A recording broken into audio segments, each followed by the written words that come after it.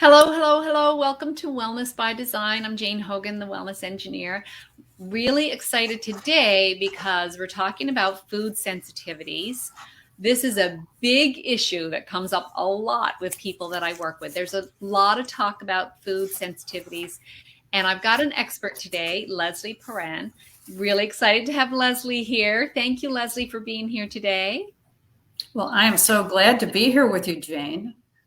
Well, I'm thrilled because I know you've got so much great stuff to share and a lot of experience. So I'm going to read your bio for our audience.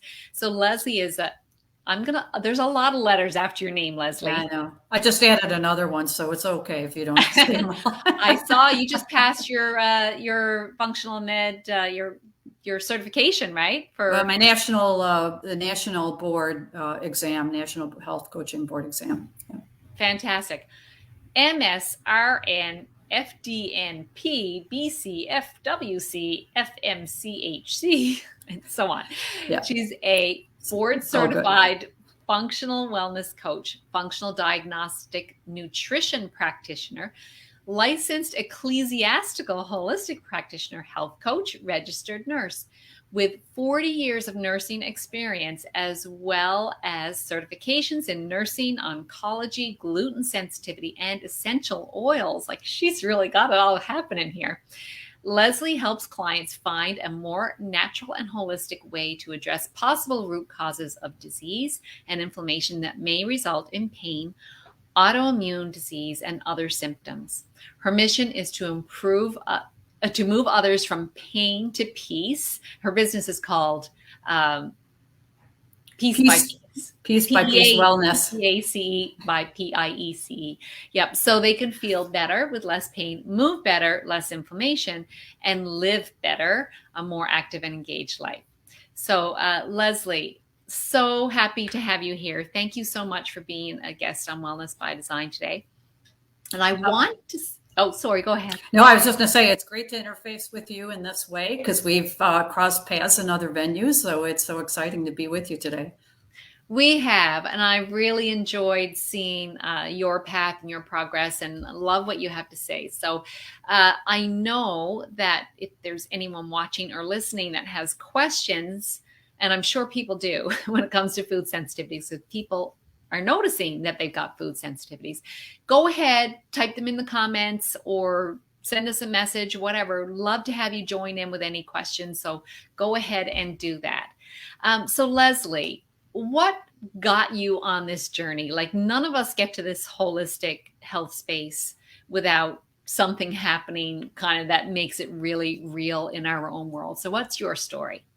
Yes. Well, thanks for asking. I mean, it's interesting. We all have our own little stories, right? And I did have, like you mentioned, 40 years of nursing experience. And as I was in my later part of my nursing experience, I started to experience some arthritis, and I had autoimmune disease that the symptoms were ramping up.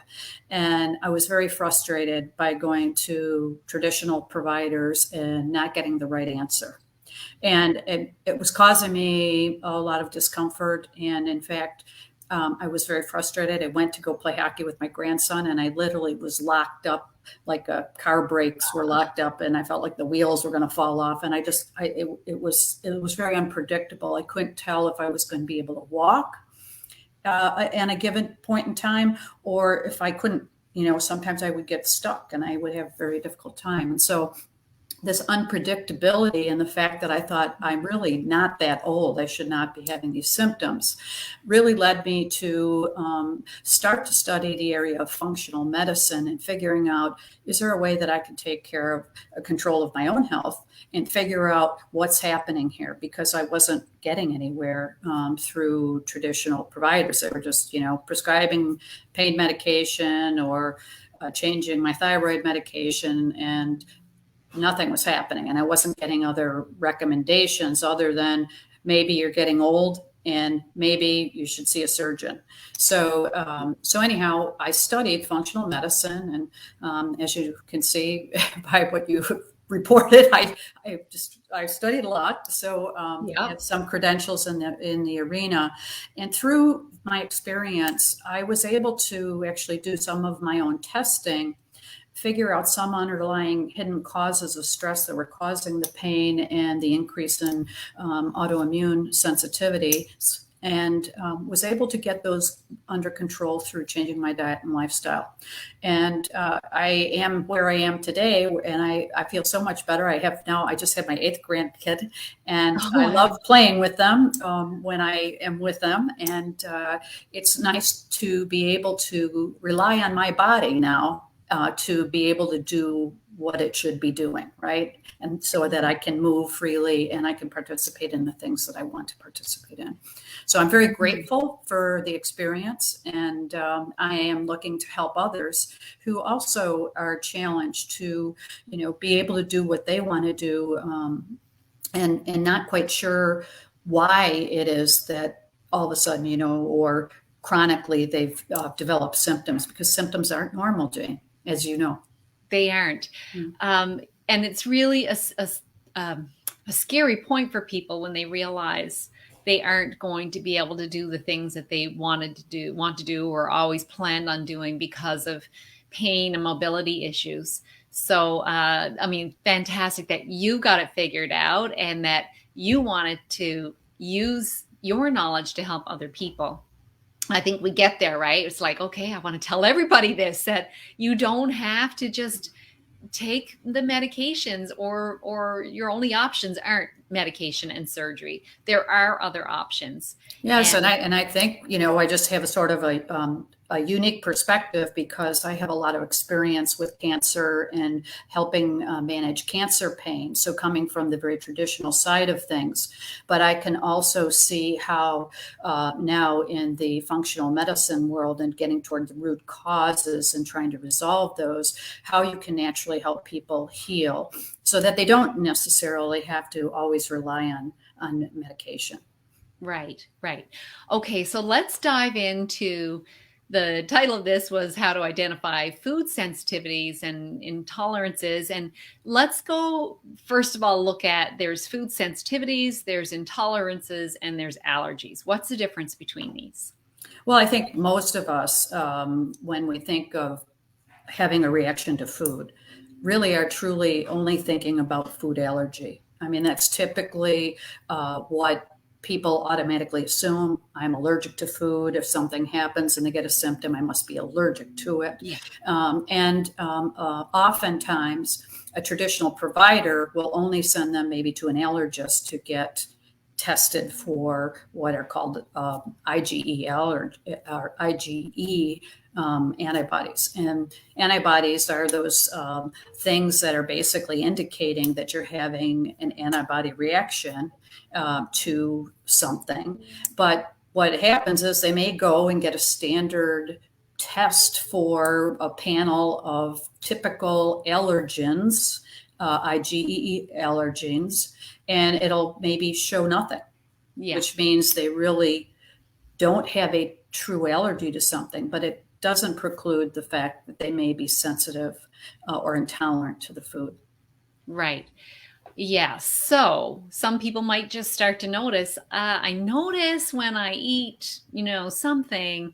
For me, it was like even years before the RA came along, I started noticing, whenever I have ice cream, my stomach like gurgles a lot. Nothing happens. It just gets very gurgly and unsettling.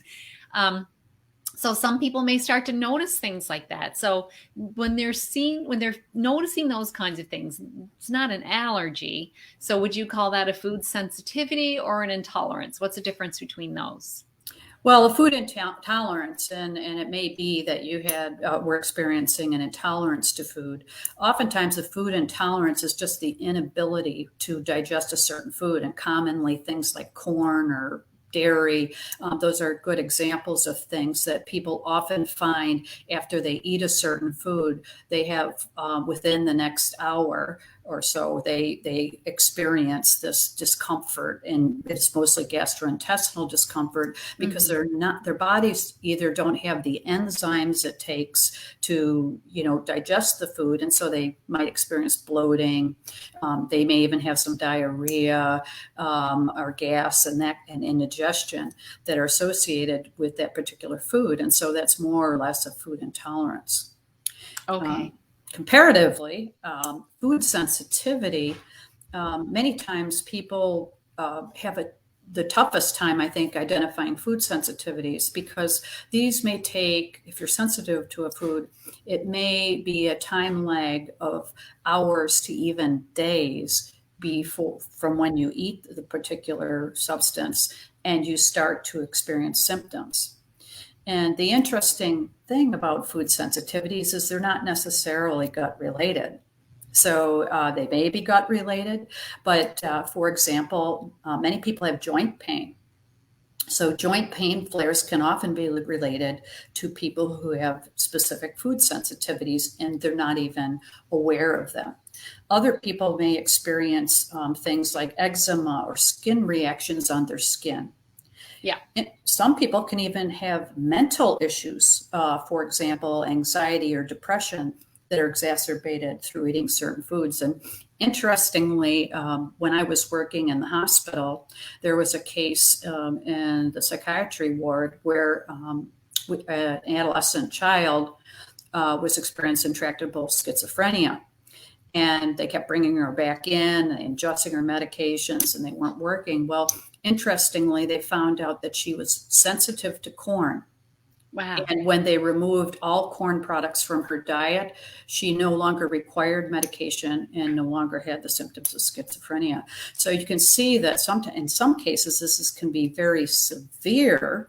And in fact, schizophrenia used to be called bread madness, and it was usually actually related not to corn necessarily, but was related to gluten or wheat sensitivity. Really? Yeah, That's fascinating. Way back in time, they called schizophrenia bread madness because they learned that it was associated with gluten sensitivity. So other people just get brain fog. Some people get chronic fatigue, and some people maybe gain weight, and other people actually over time can develop an autoimmune disease. Yeah. Me included, gluten sensitivity. So it's very interesting. So what do you think that the food sensitivities begin with leaky gut? Well, I think what's the relationship there? I think that's a good question. Sometimes it's what's first, the cart before the horse, or you know what I mean? Not always necessarily clear what came first. Obviously, if you have a leaky gut, if you, for some reason, for example, things like antibiotics or food sensitivities, or actually exposure to a pathogen, or if you're just not eating right, your gut microbiome, all those bacteria that are normally in your gut, might get upset, and you may have organisms that are taking over in your gut that just are upsetting the normal balance of what are called flora in your microbiome of your gut.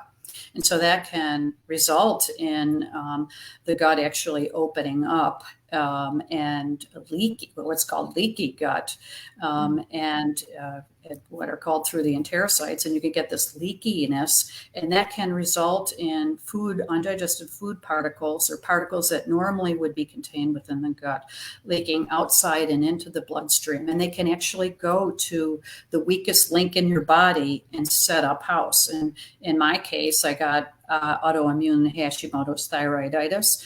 Other people might get lupus or MS or fibromyalgia or a number of different things, depending on how their immune reactions are to that leaky gut and those foods going throughout the circulatory system in the body. Yeah, I think I read somewhere, and I think this is true, that if you have an autoimmune condition that's active, then by definition you have leaky gut. They go together. So sometimes food sensitivities can cause leaky gut, and sometimes you have leaky gut caused by something else, and that can create food sensitivities. Mm-hmm. So the food sensitivities sound like they're the most insidious kind of thing to do. Well, allergies, if you know you got an allergy, you're just not eating the food and that's it. Sensitivities are harder to identify because, as you said, often there's a delayed reaction. My case, I've seen this in my clients, it's often like a couple of days later, 1 or 2 days later. And then it's like, what did I eat back then? Hard to remember, right?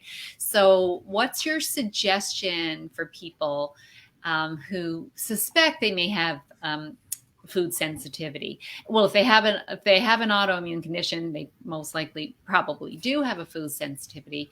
And then if they have if they just suspect it, what do you suggest that people do? Well, I think I'll just say that, in my case, and I think still in the majority of cases, your typical traditional medical providers are not going to tell you to change their diet. They're just going to say, here, take your thyroid medicine or what have you.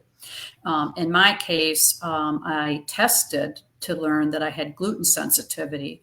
But I will say that for people that don't have access to a practitioner or someone like myself that can do testing, the first step they can take is to do an elimination diet. Mm-hmm. And the key things that they should start with is, number one, eliminating all gluten. So all gluten or wheat-related products from their diet. Dairy is the second most one, right? And then corn and soy and alcohol. Those are 5 key things that are the most typical things that can really exacerbate food sensitivity. Otherwise, if you have a practitioner, for example, I do what is called mediator release testing on my clients, where I can actually see what foods are provoking inflammatory response in an individual. But food sensitivity testing is highly variable depending on what type of test you take and where you go. Mm-hmm. But as a first step, I would say, if you can at least for 3 weeks eliminate those 5 foods. Another tip would be when you're reintroducing food, you should have a food diary where after every meal, you're actually monitoring your response immediately after eating, maybe several hours after eating. Do you have more energy? Do you have less energy? How does the foods that you ate, and really record diligently those foods that you had in that meal. Mm-hmm. And then hopefully that you'll get some sense of how you are responding to some specific foods. Mm-hmm. And then when you reintroduce the foods after at least 3 weeks, you would reintroduce them very slowly and only introduce one food back. For example, you may start with your favorite food. So say cheese is your favorite thing. You would maybe reintroduce cheese, eat it several times in that day, monitor your response, and then determine if you responded appropriately. And if you have any symptoms, then you would immediately cut that back out of your diet, wait a few days, and then reintroduce a different food and see how that makes you feel. So it's a very methodical approach to slow. Yes, and very slow, because otherwise it's confusing, because like you said, there's that delay, and you just really have to be careful. And so oftentimes having someone that can coach you through that process and even help support you with some testing so that you have a better idea up front of, for example, the MRT tests for 170 foods and substances such as dyes that you could be potentially sensitive to. It doesn't test everything. No sensitivity test does, or food sensitivity test does, but it could at least inform you, because some people, especially those people who are the sickest, tend to have the most food sensitivities, and so having a sense of where to start. I mean, some people I've tested that have 25 food sensitivities, and they're eliminating a ton of food out of their diet up front. But the goal is to ultimately get them back to a more balanced diet.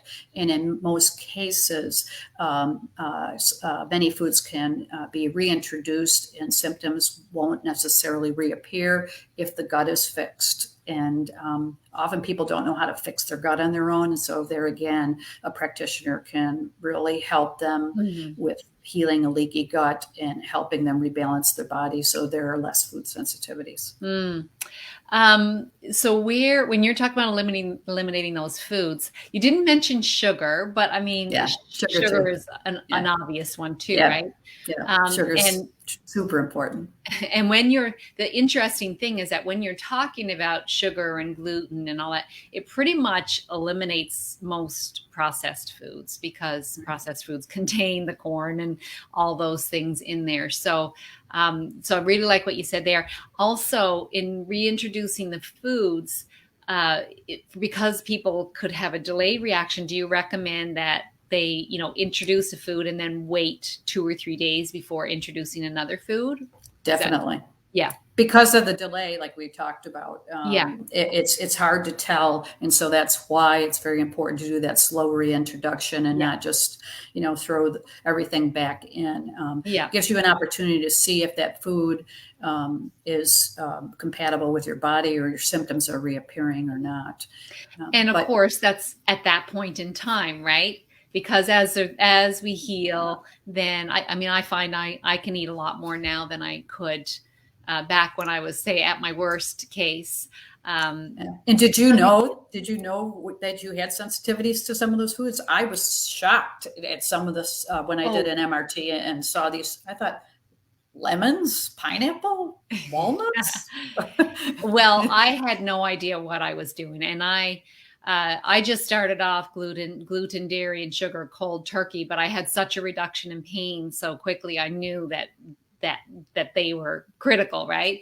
But as time went on, then I learned about the AIP, and which is the autoimmune protocol paleo, and so I eliminated more foods. But then my naturopath didn't really said it wasn't really worthwhile getting food sensitivity testing unless you got this particular company. She said an elimination diet was way more reliable.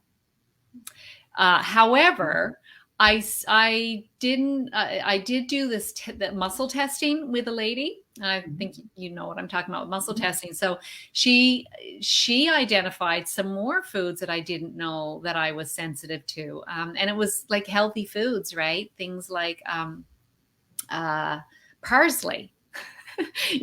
Things that you think, well, what could be wrong with that? So that was kind of interesting. And I do some of the muscle testing myself with foods now. Like, is this good for me or not good for me? I'll lean towards or lean away. And once you start for me, I find now that I really trust myself, I can rely on that really well. So we're all really an experiment of one, but there are some foods, as you talked about, that are very commonly inflammatory for a lot of people. So I'm glad you pointed those out.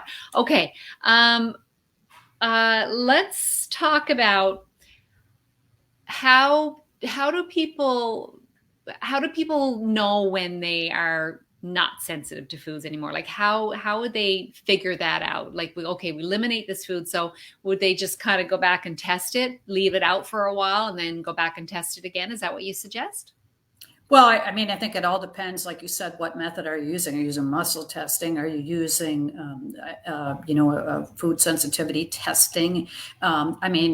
Again, none of these are 100% reliable, right? However, in the case where you're reintroducing foods yourself, if you're not testing, you can obviously pay attention. Like in your situation, your joint pain went away. Well, if you're reintroducing that food again and you get a flare of joint pain, obviously you're still sensitive to that food. And unfortunately, sometimes within a few months, you may resolve a food sensitivity if you've healed your gut, et cetera. But some people, certain foods may take a year or years, or sometimes they are always sensitive to that. So it's a very sort of trial and error and really paying attention to a process to understand if you're sensitive or not and how you actually want to go about it. One of the advantages of doing, for example, like the MRT is, up front that you're at least sensitive to this battery of particular foods that show up on the test. So to eliminate those as well as those 5 key things we talked about. And, some people really want to have that, like seeing that on paper is really important to them. And so, that's good. Whatever works for you, right, is good to follow. And, okay, what's your opinion on gluten? Like, do you feel like gluten is one of those things nobody should have, or what do you think? Well, I mean, certainly we know out there are different bodies of thinking.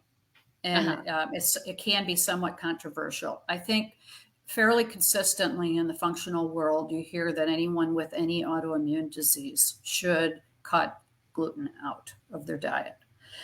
Some practitioners will go as far as to say cut out all grains. And because there's a lot of cross-contamination, and of course there's different forms of gluten. There's just not gliadin, that's the wheat gluten, and there's other things. And in fact, there's a test called a wheat zoomer that can help show variable different forms of gluten that you may be sensitive that don't come up on your standard tests for like celiac and that kind of thing. So, and you can actually do a genetic test to see if you have a couple of genes that are basically associated with gluten sensitivity. And so then, and in fact, my case, 2016, I had one of my family members and myself tested, and we both had that gluten sensitivity. And that's when, I had gone gluten-free prior to that time.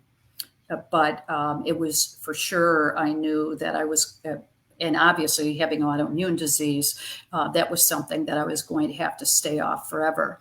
And personally, I would say anyone with an autoimmune disease should be gluten-free at the very least. And I think that they will find that can really help their inflammation. And in fact, you can measure inflammatory markers to see if your inflammation has gone down as a result of the change in your diet. And I certainly witnessed that in my case. Yeah. The high sensitivity C-reactive protein is you can get that done with blood work, and that can be a great measure to see if the inflammation is going up or down. And I think I remember reading somewhere, and I don't know if you know this or not, Leslie, that if you're of European descent, you've got a much higher chance of being gluten sensitive. Have you read that or heard that anywhere?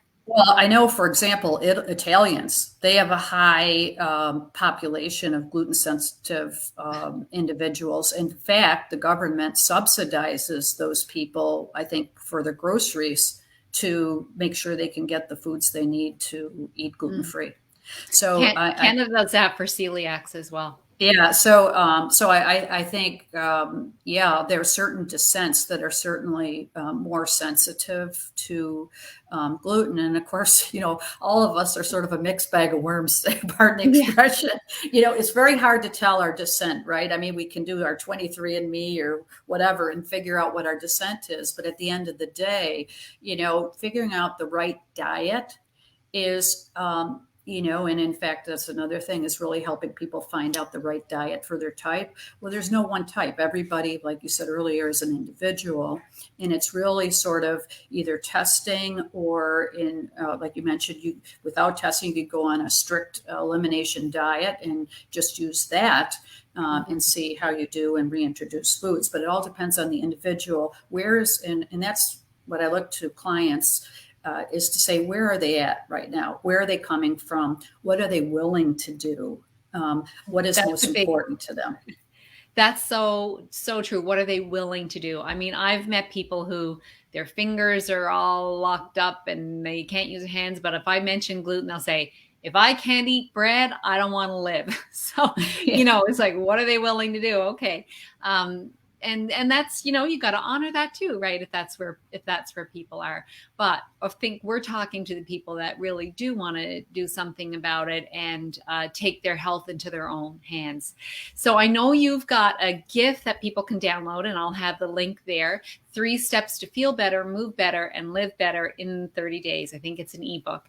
So that gift is there if anyone wants to use the link to download it from Leslie. So thank you so much, Leslie, for that gift for the audience. I got one last question to ask you, but before I do that, is there anything that we haven't talked about that you want to really make sure the audience hears? I think we covered quite a bit. I can't think of anything off the top of my head, but I think what's important is, you can start by yourself, right? You can try to figure it out, but oftentimes you can get on that cycle of trial and error. And so when you're getting to that point and you're getting frustrated and, things aren't working, I would highly suggest that you figure out a reliable functional practitioner that you can go to, whether it's a naturopath or, a functional diagnostic nutrition practitioner or functional medicine provider, all the above, who all usually have experience with this kind of thing with food sensitivities. Oh, well, I know you've got extensive training and anyone who's gone through any of those functional health coaching programs and so on, they learn the tools that are there to help people identify this. So you don't have to go it alone. You don't have to go it alone. Right. Well, and oftentimes people need the support, right? Because this is so complicated and it is challenging, and you just need some resources and some actual coaching support to get through the process. Well, we're talking about lifestyle changes, and lifestyle changes aren't easy to make. And I know for myself, you feel very alone. All of a sudden, your friend group, you're trying to do things you used to do, and you're not eating like them anymore. So where do you fit in? Those things are really hard. They're really hard to navigate those changes without support. So when you have support, you don't feel alone. And that's really important. So my last question is always, what's one action someone could take today to improve their health? So what would you say, Leslie? Well, I mean, certainly, I think we kind of covered this. I think one action they can take is really to start by cutting those 5 things out of their diet. If they're having any of the symptoms that we talked about, whether it's joint pain, I think migraines I didn't mention, which is really a very typical symptom, bowel issues, skin conditions, anxiety, brain fog, chronic fatigue, weight gain issues. Just try cutting out, the dairy, sugar, gluten, corn, soy, alcohol, cut those things out and keep that journal that we talked about. And that's a first step that you can take to try to control your health, and give that a trial for at least 3 weeks and see how you feel. And if you're overall feeling a lot better, then you certainly have an idea that some of your symptoms or your symptoms may have been indeed caused by food sensitivity. If those things resurface and you can't seem to get that under control, you may need some support to help you fix your gut. You may have other things going on that we haven't talked about, whether it's pathogens or toxins or nutrient deficiencies that you may need some additional support with. And we should say too, you and I both know it doesn't take 3 weeks to notice changes. You will probably start noticing changes right away that you start to feel better. But the 3 weeks is important because, we got to get it out of our system. So really great suggestion there, Leslie. So, and I was just going to offer one thing for those people getting back to gluten. If you eat just one little tiny bit of gluten, that can last 6 to 9 months in your body. So that is very different than the other foods that you said, they can just transition through our body more quickly. But if you are sensitive to gluten, it could take up to 6 to 9 months to get rid of the effects of exposure. Insidious. So Leslie, thank you so much for being my guest on Wellness by Design today. I will have all the links where people can find you. So go ahead and reach out to Leslie, download her free gift. Leslie, you've been a wealth of knowledge here today, and I really appreciate you being a guest. Well, so nice to see you, Jane, and thank you so much. I'm so grateful to be able to participate on your show today. All right, take care, and thanks for watching and listening, everyone. Bye. Bye.